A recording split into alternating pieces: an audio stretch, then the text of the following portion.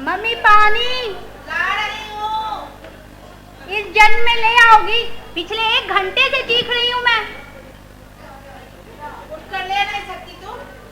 तेरे सुंदर सुंदर नहीं वो क्या कहते हैं, हाँ हसीन हसीन 5-8 कदम चल नहीं सकते, मैले हो जाएंगे सारे। हाँ हो जाएंगे मैले, तुम्हें उसे क्या? नहीं चाहिए मुझे तुम्हारा पानी और तुम्हारा कुछ भी। ये हवाला है उस चिट्ठी का जो विनीत ने लिखा था लगभग 1 साल पहले, जब अभिषेक ऊटी से आया, लगभग उसी समय। बहुत दिनों बाद मिले थे, इसलिए मैं अभिषेक के साथ काफी घूम रही थी। उस दिन जब मैं लंबी राइड के बाद घर लौटी तो विनीत का वो चमचा बाहर ही खड़ा था। विनीत भाई ने दिया, अकेले में पढ़ना। क्यों? आपन को मालूम नहीं? बोला लाइफ का फर्स्ट लव लेटर है, बोलने को गलती होने से माइंड नहीं करने का, लेकिन उसका प्रेम बिल्कुल सच्चा है। बोला मैं नहीं लेती यार, इसे वापस ले जाओ और कहना। नहीं, इससे क्या कहना, कल कॉलेज में विनीत को ही वापस कर दूंगी मैं। और मैं चिट्ठी लेकर आगे बढ़ गई। ये मुझे कहाँ पता था, मम्मी टेरेस पर खड़ी सारा तमाशा देख रही थी। मम्मी की आंखें दूर से पीछा करती हुई मेरे कमरे तक आई और मेरे हाथ में दबी चिट्ठी के साथ भीतर प्रवेश कर गई। बच्ची, तेरे हाथ में क्या है? जरा इधर तो लाना। हाँ अभी आती हूँ। मैं अभी तय कर पाती करना क्या है, तब तक मम्मी धमक चुकी थी। उसने खींचकर मेरे हाथ से चिट्ठी ले ली और विजयी भाव से मेरी तरफ देखा। पल भर में सब कुछ कैसे बदल गया। एक शिकार अचानक मानो शिकारी में बदल गया। जिस चिट्ठी को लेने से मुझे सख्त ऐतराज था, उसका बचाव मुझे उतना ही जरूरी लगने लग गया जितना खुद का अपना बचाव। मैंने मम्मी से खूब झगड़ा किया। ये मेरा पर्सनल मामला है मम्मी, तुम्हें बीच में पड़ने की कोई जरूरत नहीं। अच्छा पर्सनल कर, तू किसी से मुंह काला करवा कर आना और उसे भी पर्सनल बना कर दे।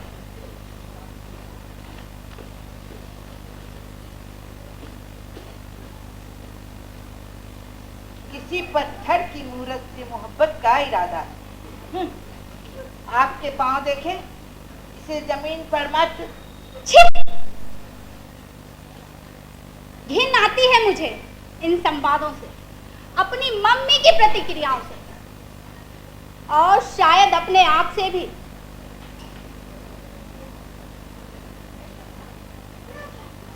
शाम को पापा आए तब जाकर कुछ राहत मिली। जो बात मम्मी को दुनिया के अंत की सूचना लग रही थी पापा को उतनी ही साधारण जितनी कि वह सचमुच थी।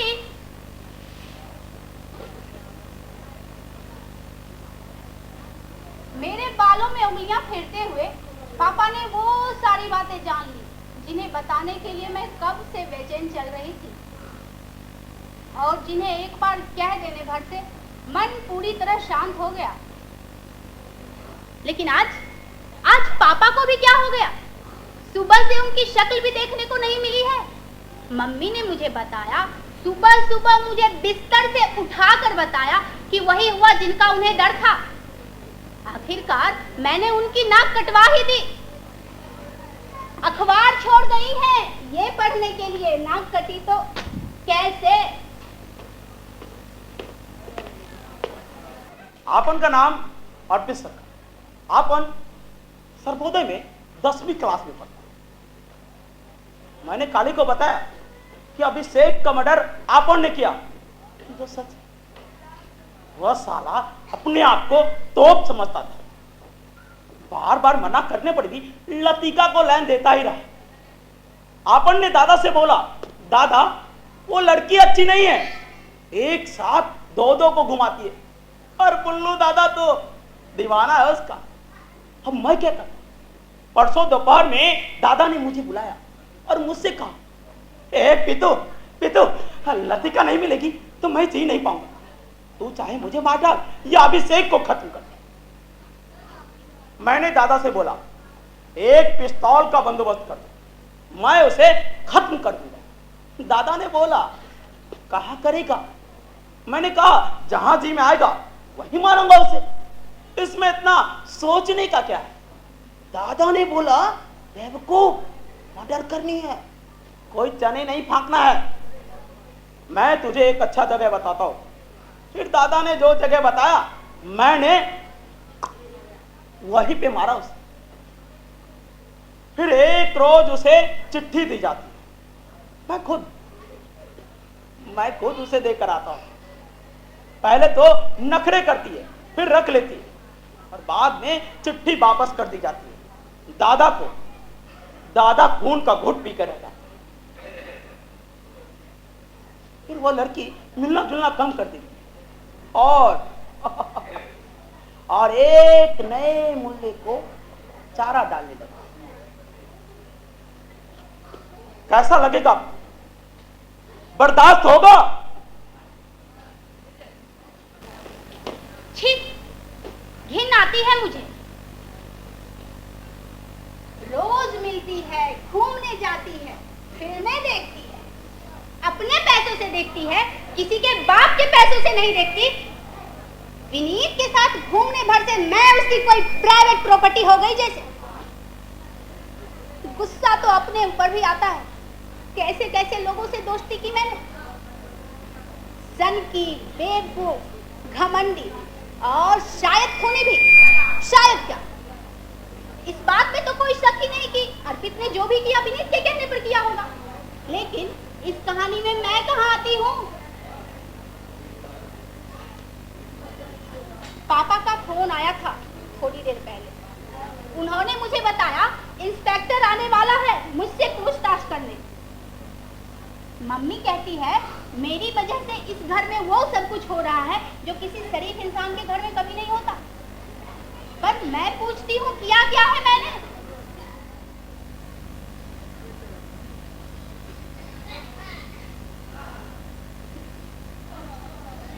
आप अभिषेक को जानती हैं? आपको पता है उसके साथ क्या हुआ है?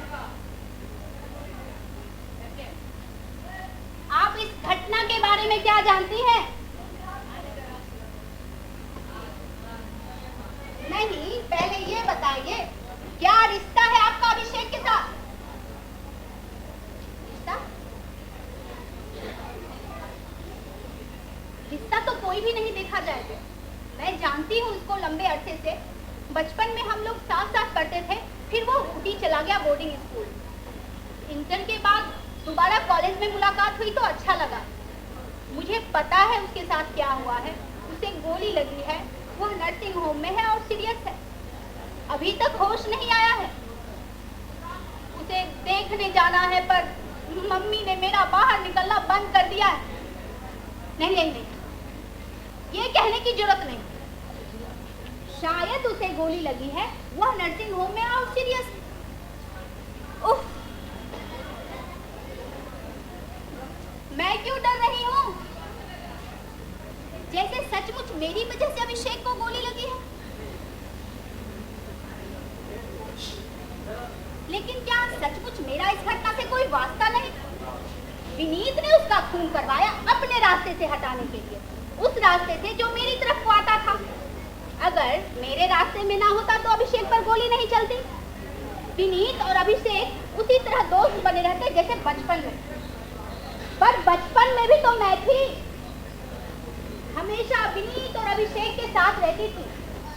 उसके बार बार मना करने के बाद भी, कई बार पिटने के बाद भी मैं उससे दोस्ती नहीं तोड़ पाती थी।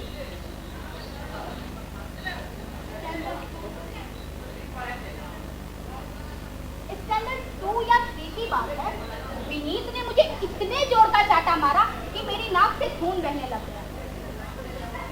मेरे पास एक गुड्डा था जिसमें चाबी भर दो तो सिगरेट पीने लगता था, और सिगरेट का धुआं उसके कान से निकलता था, दोनों कानों से। पहले अभिषेक ने मांगा, मेरे मना करने पर रूठ गया, बोला कुछ भी नहीं।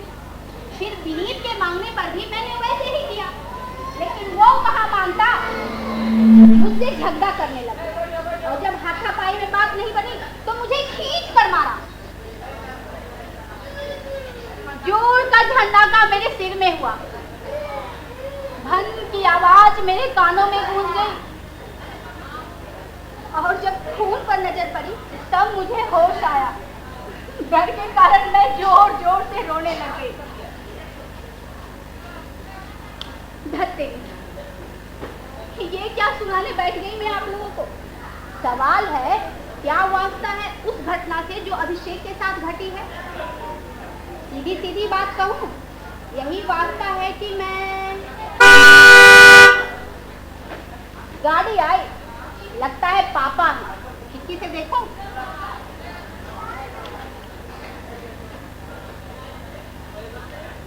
पापा है और साथ में इंस्पेक्टर भी। अभी मम्मी आएगी, है से सफेद, और उसे छुपाने की कोशिश में उत्तेजित और क्रोध, ये मत बोल, वो मत बोल, तो समझकर बोलना, और थोड़ी देर बाद रोज होकर बाहर निकल जाना। बच्ची, बेटे नीचे आ जाओ, इंस्पेक्टर साहब आए हैं। मम्मी की आवाज है, इतनी शांत और ठंडी जैसे कुछ हुआ ही ना। पर मुझे पता है सतह के नीचे कितनी उथल पुथल है। अब सब कुछ मुझ पर निर्भर करता है, कितना बताना है, कितना छुपाना है, ये सब कुछ मेरे ऊपर।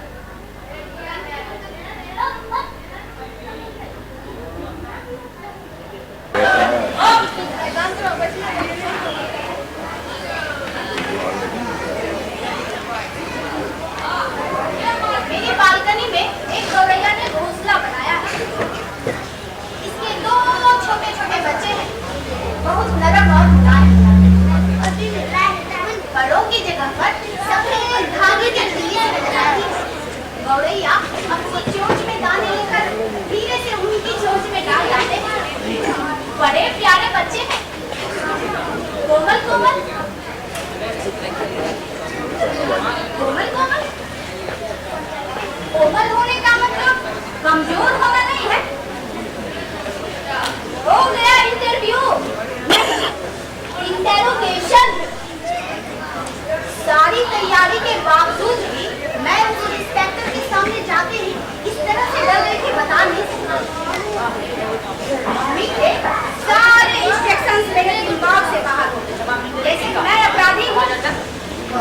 मेरे बयान में ये छोटी सी गलती भी ये साबित कर सकती थी, ऐसा मुझे लग रहा था।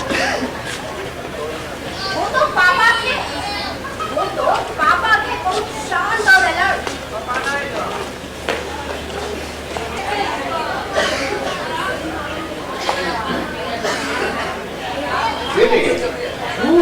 ये बोलते हैं जिनके मन में पाप होता है, सिर्फ सच। क्या नाम लिखती है? लड़की कैसी बात? आप नहीं, उन्हें बताने दो साहब। घबरा मत बंधु, बोल। मेरा नाम लतिका श्रीवास्तव है। वल्लियत? Father's name? Doctor Keshav Kishore Srivastava. Abhishek तो जानते हैं आप? हाँ, मेरे क्लास में पढ़ता है। और ट्यूशन भी साथ साथ पढ़ता है? हाँ, ट्यूशन भी। और विनीत भी? हाँ, विनीत भी पढ़ता है, लेकिन वह बहुत रेगुलर नहीं है। उस दिन ट्यूशन में भी नहीं था। आप बता सकती हैं कि उस रोज क्या हुआ था अभिषेक के साथ? अभिषेक ट्यूशन में था, सर पढ़ा रहे थे। तभी बाहर से किसी की आवाज आई। आंटी ने बाहर बालकनी में जाकर देखा और पूछा कौन है। उसने कुछ कहा जो मैं सुन नहीं पाई। फिर आंटी ने भी कुछ कहा और अंदर चली आई। उन्होंने बताया कि अभिषेक को बाहर कोई बुला रहा है। तो सर ने कहा जाओ 2 मिनट बातें करके फिर वापस आ जाना। अभिषेक नीचे गया, काफी देर तक ऊपर नहीं आया। तो सर ने अनिल से कहा कि वो मुझसे जाकर आवाज दे। लेकिन अनिल नीचे जाने ही वाला था, तभी बाहर एक हल्की सी आवाज हुई। ऐसा लगा जैसे दूर में कहीं गोली चली हो। सर घबरा गए। उन्होंने हमें वहीं बैठने को कहा और खुद बाहर बालकनी में जाकर देखा। वहाँ कोई नहीं था, मैंने भी देखा। शुरू में तो मुझे गोली चलने का कोई शक ही नहीं हुआ था। और ऐसे कैसे कोई सोच सकता है गोली चली होगी। अभिषेक तो वैसा लड़का भी नहीं था। लेकिन आवाज होते ही अनिल ने या शायद किसी और ने यही कहा कि गोली की आवाज है और सर को भी ऐसा ही लगा। लेकिन आपको कैसे पता कि अभिषेक ऐसा लड़का नहीं था? वो बहुत शांत और मिलनसार है। क्लास में सभी के साथ उसके अच्छे संबंध हैं। इसलिए मुझे लगा उसकी किसी से दुश्मनी नहीं हो सकती। विनीत से नहीं? मैं नहीं जानती। अरे क्या नहीं जानती हैं आप? आप तो सब कुछ जानती हैं। अर्पित सरकार को नहीं जानती हैं आप? आराम से बेटे, शांति से सारी बातें सब कुछ बता दो। मैं जानती हूँ अर्पित सरकार। विनीत का जन्म नहीं फ्रेंड है। उसके पापा के कंपाउंडर का लड़का है। अक्सर उसके साथ ही रहता है। मैं भी विनीत के साथ ही मिली थी उससे। लेकिन वो तो कहता है कि वो अकेला आया था, विनीत का प्रेम पत्र लेकर आपके पास। उस दिन अकेला था, लेकिन मैंने दूसरे ही दिन चिट्ठी वापस कर दी थी विनीत को। क्यों? क्योंकि मैं उसके बारे में इस तरह से नहीं सोचती थी। किस तरह से? क्या मतलब किस तरह से? वो एक बहुत भाई से बढ़कर कुछ नहीं। इसलिए मुझे लगा उसकी गलतफहमी दूर कर देनी चाहिए। ये गलतफहमी तो कोई एक रात में नहीं होती है ना मिस लतिका। इसमें तो काफी वक्त लगता होगा। आप लोग इतना साथ साथ रहते थे, घूमते फिरते, सिनेमा देखते, और आपको पता ही नहीं चला कि उसको गलतफहमी हो रही है। लगा था पहले भी एक आदमी, फिर मैंने सोचा वो खुद ही समझ जाएगा। फिर लगा तो मैंने तय किया कि मैं शांति से उसे सारी बातें समझा दूंगी। लेकिन इसी बीच वो चिट्ठी आ गई। तो कहीं ऐसा तो नहीं है कि आपके मन में पहले कुछ और चल रहा था और बाद में कुछ और ही चलने लगा? नहीं, मतलब ऐसा भी होता है, इसलिए मैं कह रहा हूँ। सोच समझकर बताइएगा, इसमें कोई बुराई तो नहीं। पुराने जमाने में भी लड़कियों का स्वयंवर होता, प्राचीन भारतीय परंपरा है। फर्क क्या है? लेकिन अभिषेक के साथ भी ऐसी कोई बात नहीं। जैसे विनीत से दोस्ती थी, वैसे अभिषेक के साथ भी। एक मिनट, आपको पता है आप क्या पूछ रहे हैं? इन बातों का इस केस से क्या ताल्लुक हो सकता है? आपको क्या लगता है मैं कोई उपन्यास लिख रहा हूँ? अरे इन्हीं बातों में तो केस का मोटिव छुपा है साहब। अरे कोई ऐसे ही तो किसी पर गोली नहीं ना चलाएगा। कोई तो वजह होनी चाहिए। जब जमीन और जोड़ 20 वर्ष की नौकरी में यही 3 वजह देखा है। जब जमीन और जोड़। और जो बात मैं कह रहा हूँ वो बहुत गूढ़ है साहब, और एकदम परखा हुआ सच। और जिस ऑर्डर में कह रहा हूँ उसी ऑर्डर में, वायलेंस के असेंडिंग ऑर्डर में सीक्वेंस किया हुआ। देखिए मिस्टर टिकट, निर्भय होकर और सच सच कहिए। डेमोक्रेसी है, वुमेन लिबरेशन का जमाना, यह सब तो होने करेगा। जब और जमीन को लेकर झगड़ा होता है तो हम तुरंत उसका पोजीशन ले लेते हैं और जो झगड़े की जड़ में है तुरंत उस पर कब्जा। लेकिन चोरों के साथ तो यही सलूक नहीं कर सकते ना, आखिर हम लोग भी इंसान हैं। बहुत बार सोच समझ के चलना पड़ता है। देखिए ना टिकट, आप कॉपरेट, हम लोग जल्द ही केस सॉल्व कर देंगे और आपको ये हरासमेंट नहीं झेलना पड़ेगा।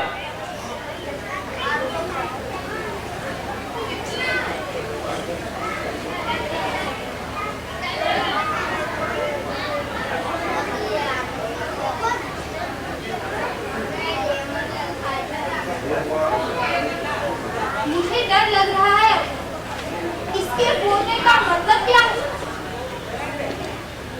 मैं कोई जमीन का टुकड़ा हूँ क्या? Disputed land.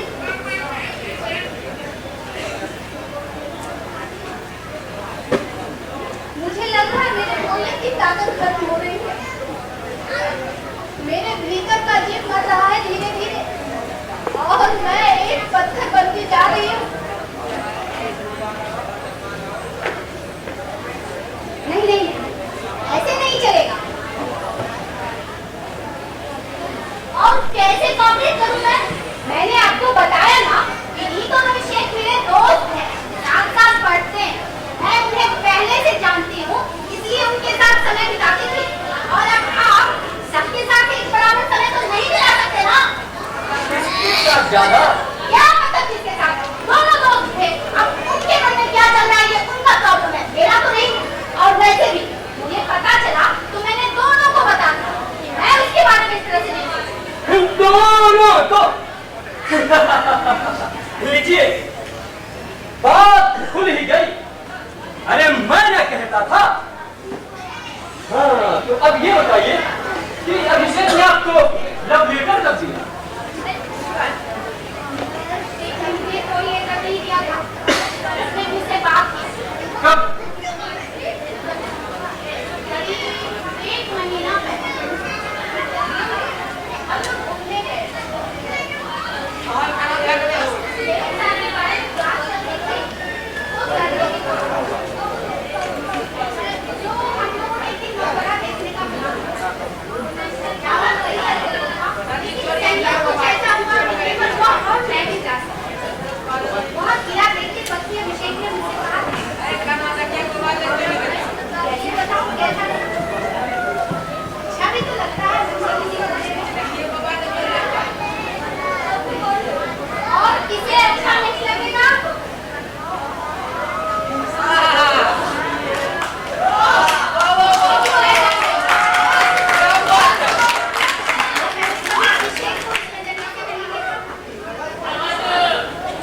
शरीर का आकर्षण तो होता ही है, अपने शरीर का भी और अपने अपोजिट सेक्स का। शरीर का ही नहीं, स्वभाव का। आज सोचती हूँ तो लगता है इतनी सारी चीजें हैं जो उसके पक्ष में जाती है। लेकिन मैं डरती हूँ। शायद इसलिए कि मैंने कभी मम्मी नहीं बनना चाहती। बचपन से मैंने नफरत की है मम्मी से।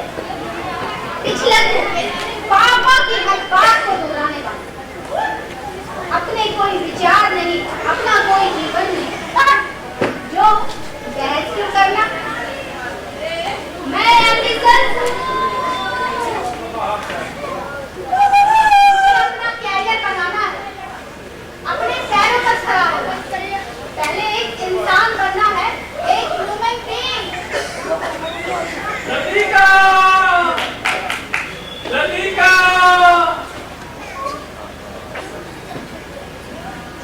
अभिषेक, मैंने तुझे देख लिया। हाँ हाँ बोलो। सुनो, वो वाले फूल लेते आना। कौन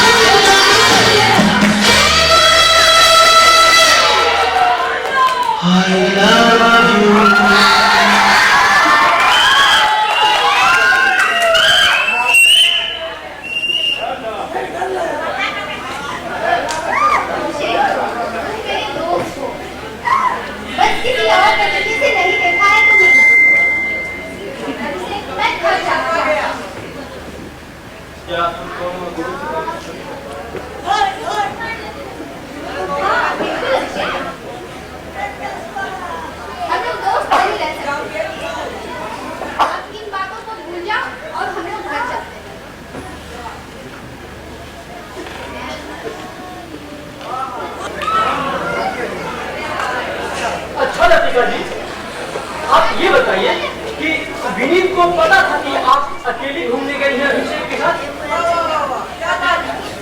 अरे कैसे नहीं पता, वो तो दोस्त था ना, आप ही तो कहती थी। वो क्लास में कम आता था, इसलिए मुझे नहीं पता उसे पता था या नहीं। हाँ, बाद में तो पता चला ही होगा। आप ठीक कहती हैं, उसे बाद में पता चला होगा, लेकिन उसके बाद उसने अभिषेक को धमकाया भी। जी हाँ, धमकाया, खुद नहीं अर्पित सरकार को भेजा। अच्छा, तो ये थी वो झगड़े वाली बात। मुझे अनिल ने बस इतना बताया था कि अभिषेक का झगड़ा होते हुए मैंने अभिषेक से पूछा तो उसने कहा कि कॉलेज कॉमन रूम में एक लड़का शराब पीकर आ गया है। उसने बेफिजूल में लड़ाई करने की कोशिश की, छोटी सी बात थी, कुछ खास नहीं। इतना सब कुछ होने के बाद भी आप लोग मिलते ही रहे और फिर भी कहते हैं कि दोस्ती। किससे? और वैसे भी अर्पित होता कौन है मेरा फैसला करने वाला? अर्पित नहीं जी, विनीत। वो भी तो दोस्त ही था आपका। और था तो? अरे तो क्या, दोनों को रखा के रखने से ही हुआ नहीं ये सब? कैसी बेहूदी बात कर रहे हैं आप? कह तो रही है कि उन दोनों लड़कों से इसकी दोस्ती थी दोस्ती का मतलब नहीं समझते हैं आप समझते हैं दोस्ती का मतलब? मर्द औरत में क्या दोस्ती हो सकती है भाई? है?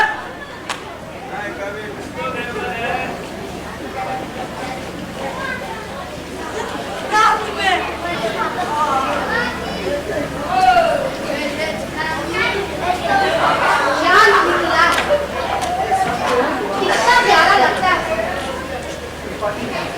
हजारों साल से हम औरतों की तुलना इस चांद से होती रही है। चांद से सुंदर, चांद से प्यारा। अच्छा लगता होगा जब कोई प्रेमी अपनी प्रेमिका से कहता होगा ये सब।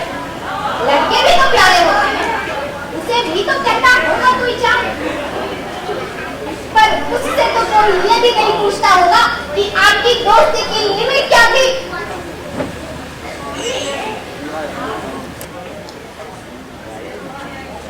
अच्छा लतिका जी, आप ये बताएंगे कि आपकी दोस्ती की लिमिट क्या थी? मतलब किस हद तक जाते थे आप लोग? लिमिट बंद। अब आप जाइए। और हाँ, आगे अगर आपको पूछताछ करनी होगी तो आप पहले बता दीजिए, हमारा वकील बात करता है।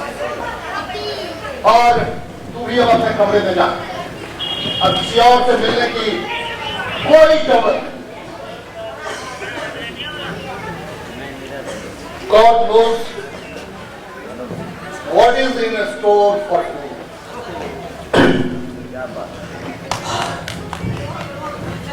मैं आपकी प्रॉब्लम समझ सकता हूं सर। उन मास्टर्स ने फिजूल में बिटिया का नाम इतना उछाल दिया है कि, और ये अखबार वाले इन्हें तो बस सेंसेशन चाहिए। और रोजाना की रिपोर्ट का 1/4 से ज्यादा हिस्सा इस छोटी सी बच्ची के चरित्र के बारे में अनाप शनाप बातों से भरा पड़ा रहता है। इस लड़की के साथ वहां देखा गया, उसके साथ वहां घूम रही थी। घिन आती है इनकी मानसिकता से। आइए बैठिए। धन्यवाद, बहुत बहुत शुक्रिया। वैसे देखा जाए तो ये केस 307 का है। कंप्लीट कर case of attempt to murder, almost successful murder. बच्चा अभी भी कोमा में है और आप यूं समझ लीजिए कि आउट ऑफ डेंजर नहीं है। सो केस तो है विनीत अर्पित बनाम स्टेट का, पर मुझे भी हायर किया है शुक्ला साहब। बाली कहते हैं मुझे, RN Bali. Nice to meet you mister Bali. धन्यवाद। देखिए, मुझे बाहर निकलना है, क्या हम लोग सीधे काम की बात कर सकते हैं? हाँ बिल्कुल बिल्कुल, वही ना। अब देखिए, एक तो इतना ब्रूटल एक्ट और ऊपर से सिंपैथी लेने की कोशिश कर रहे हैं सर। ये इंस्पेक्टर भी उनके हाथों बिक चुका है। अब तक कुल 5 लाख का ट्रांजैक्शन हो चुका है। अब ये साबित करेंगे कि लतिका का विनीत के साथ अफेयर था और बाद में अभिषेक आकर उसे उड़ा ले गया, तो जो कुछ भी हुआ वो फट लड़ गए। इससे हमारा केस थोड़ा कमजोर पड़ जाता है। हमें काम करना है, हमें बस साबित ये करना है कि हालांकि विनीत लतिका के पीछे बहुत दिनों से पड़ा था, लेकिन हमारी लतिका का उसके साथ कोई संबंध नहीं। हाँ, इसमें साबित क्या करना है? यही सच, दोनों लड़के उसके क्लास में पढ़ते हैं, इनसे जान पहचान है, दोस्ती है, और क्या, इससे ज्यादा तो कुछ भी नहीं। एग्जैक्टली। पर थोड़ा डिफर करूंगा मैं। एक मामूली सा कानूनी नुक्ता है जिसे आपस में बैठ करके डिस्कस करके उसे फिक्स कर लें। एक नॉवेल कॉज के लिए कहानी को थोड़ा सा ट्विस्ट करना पड़ेगा और फिर विजय के नाम से एक FIR लॉन्च करने के छान में बस। मैं नहीं समझ पा रहा हूँ आप कहना क्या चाहते हैं? अभी समझ में आ जाएगा। पहले जरा बिटिया को बुला लिया जाए। अंतु बेटे का इधर को आना।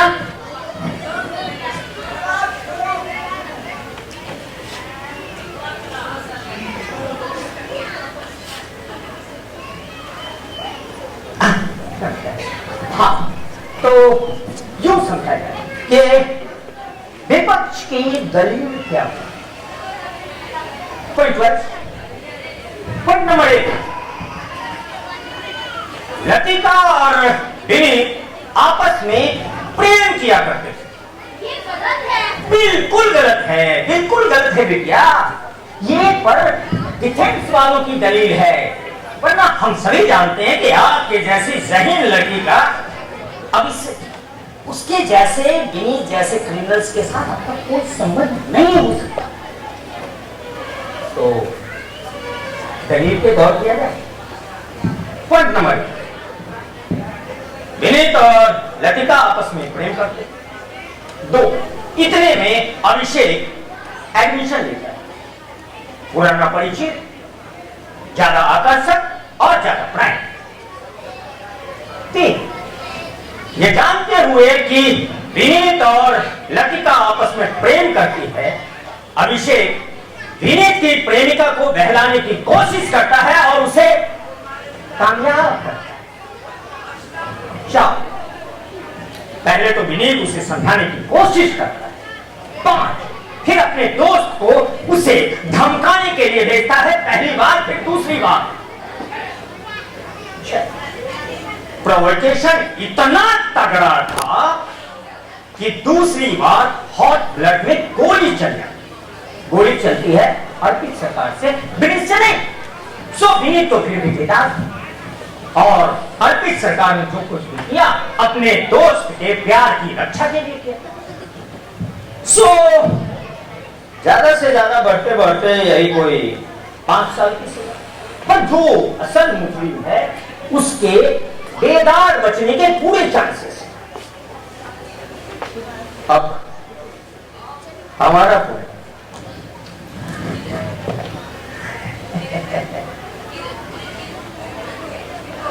ईंट दर ईंट जवाब दिया जाए। मालिक मालिक कहते हैं और मालिक। लेकिन उससे पहले बिटिया से चलने वाला। बेटा, आप और अभिषेक एक बार शेरशाह का मकबरा घूमने गए थे, तो सिर्फ आप दोनों ही थे या फिर और क्या इस बात की खबर विनीत को थी? हाँ, आपको पता भी कैसे होगा, लेकिन हम ये मान लेते हैं कि उसे खबर थी। अब हमारा पॉइंट देखा। अभिषेक और लतिका बचपन से आपस में मित्र हैं, गहरे मित्र। विनीत साथ में पढ़ता था और लतिका को परेशान किया था।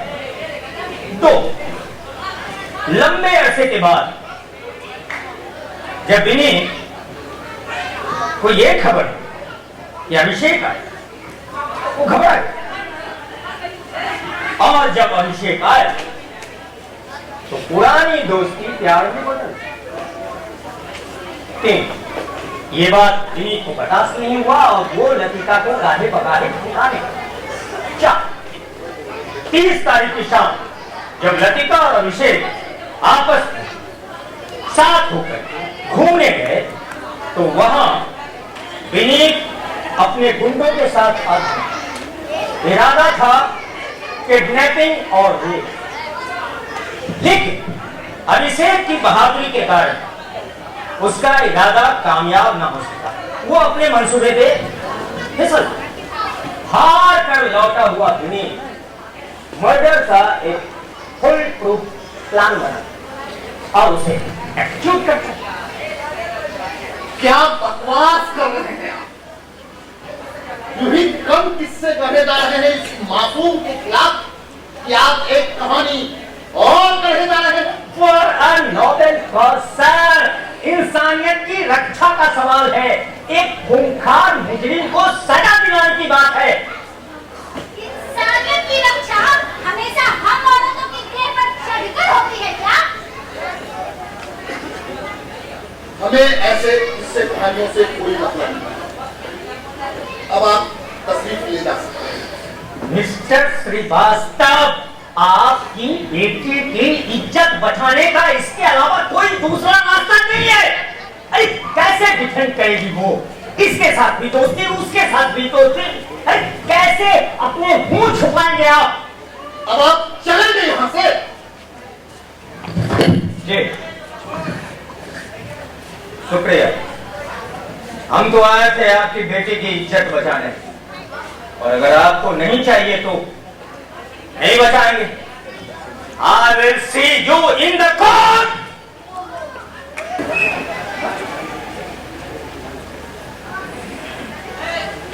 मेरी इज्जत बचाने आए थे वकील साहब, बहुत नाराज होकर गए।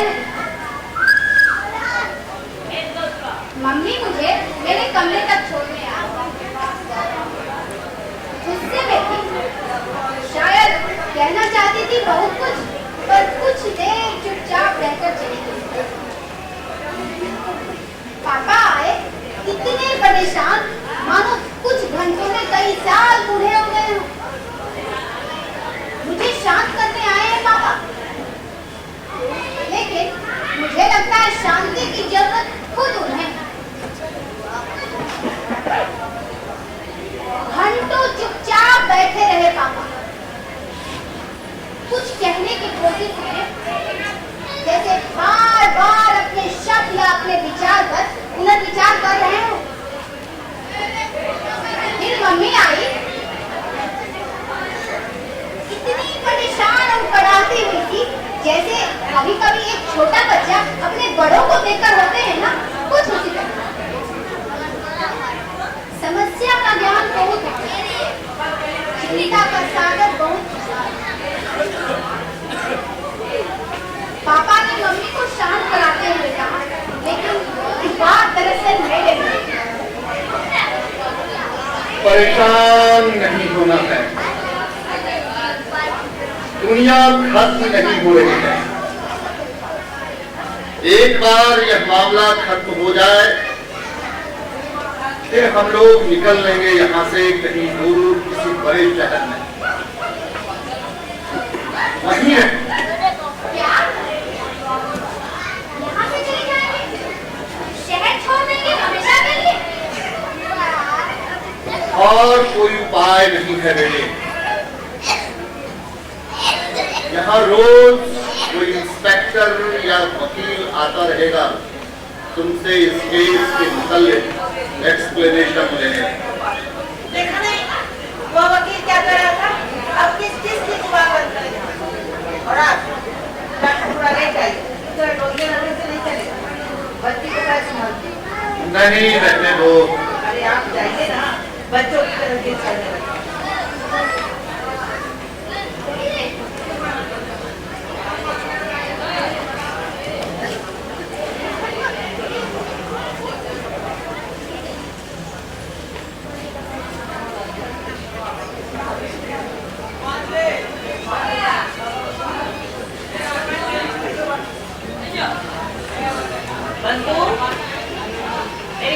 बेटा मैं तेरा सर दबा सर तो मेरा सचिन फटाफट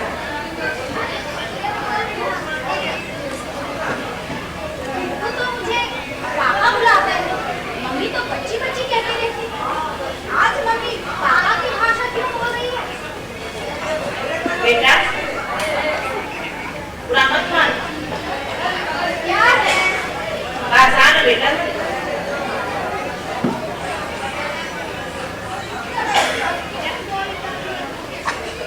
चल ले जा ऐसे आराम मिल रहा है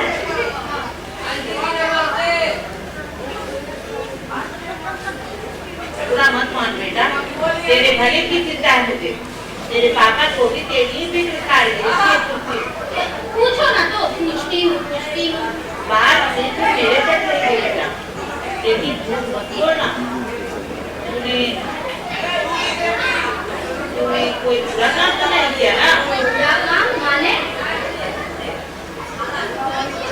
विनी क्या अभिषेक के साथ कोई तो नहीं ना कभी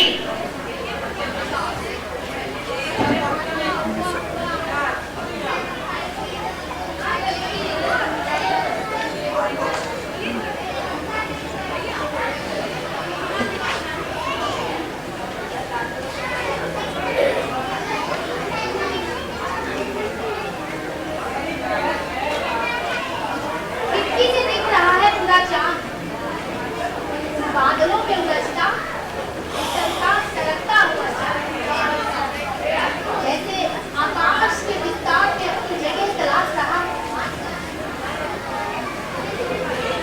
ये तूने क्या किया मम्मी? शहर छोड़कर औरों से तो भाग लेंगे मम्मी जी, लेकिन तुमसे भाग कर कहाँ जाऊंगी मैं? लेकिन मैं मम्मी से नहीं, पापा से पूछना चाहती हूँ। पापा आप भी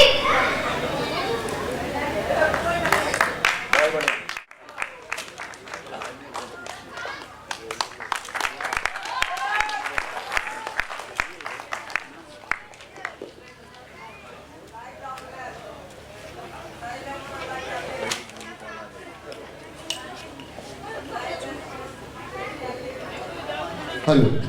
तो ये थी हमारी प्रस्तुति चांद, जमीन का टुकड़ा और मैं। मंच पे हमारे साथ जो कलाकार उपस्थित थे मैं उनसे आपका परिचय करवा दूं और फिर हम मंच पर भी हमारे जो साथी कलाकार नीचे काम कर रहे हैं उन्हें भी हम आमंत्रित करते हैं कि वो भी मंच पर आ जाएं। अभिषेक के किरदार में थे रविराज, इंस्पेक्टर की भूमिका में धनराज, मम्मी की भूमिका में संगीता जी, लतिका की भूमिका में दिव्यांका भारद्वाज, वकील की भूमिका में रविरंजन कुमार या पंकज गौतम और अर्पित सरकार की भूमिका में थे मनोज और लतिका के पिता की भूमिका में मैं आमंत्रित करना चाहूंगा इस नाटक के निर्देशक और प्रकाश और साउंड का संचालन कर रहे थे इस नाटक के निर्देशक और इस संस्था के सचिव हरिशंकर गुप्ता। मैं उन्हें भी इस मंच पर आमंत्रित करना चाहता हूं।